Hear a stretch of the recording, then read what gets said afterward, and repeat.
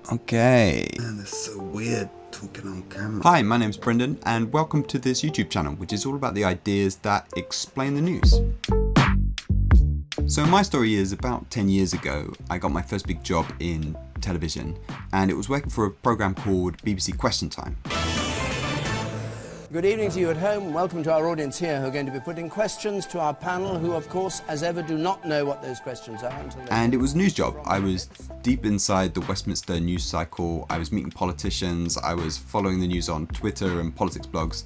I did that job for about 3 years, and although it was amazing and I met lots of people and travelled all over the place and saw lots of things, it gave me this frustration with the news. So repetitive, noisy and stupefying. Like I just felt I was filling my brain with things that would just go out of date after a few days or even a few hours. Are you doing it? Yeah. Good, as soon as possible. Yeah. And who's getting the facts on badgers? We've got those. Right, can I have it? Yeah. Let's get this show on the road, thank you. And it just gave me this hunger for insights, whether from economics or sociology or psychology or anywhere I can find them really, for how does this stuff work? And that's what I want to do on this channel. I want to pass on ideas that I found are really helpful for understanding how all this stuff works. And I'll give you some examples. So there's been a lot of controversy recently about the idea of phone addiction or social media addiction. And actually looking into that, I found this whole phenomenon called media panics. The idea that historically we have got really scared about every type of new media, and not just like computer games or those like modern ones, but like even things like the radio or the novel. You can find novels described as evil, as a vice, and blamed for violence. And yet today, if anything, people are worried that young people are not reading enough novels. Another example is crime. We have this very like offender-centric idea of crime. Like it's all caused by a few bad people, a few rotten apples.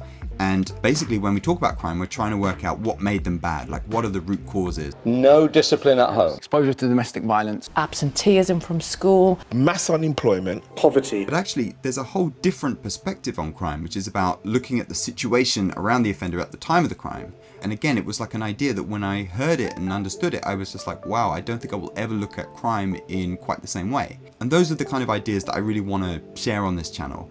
Ideas that I think will actually last a bit longer and give you a deeper understanding of how the world works. Now, I'm a curious guy. I love making films, so I'm sure I'll cover other topics, but that's the key thing that I hope people get if they sign up and watch my videos over time, is this deeper understanding. Okay, great. Well, obviously please subscribe. And actually, as I'm new on the platform, it actually would be great if you could sign up to my email list. I'm often busy making films for other people and kind of the algorithm's against me at this stage. So that's kind of the best sort of only chance you'll have of actually hearing about a new film. Thanks for watching this channel trailer, my first channel trailer, and I hope to see you around.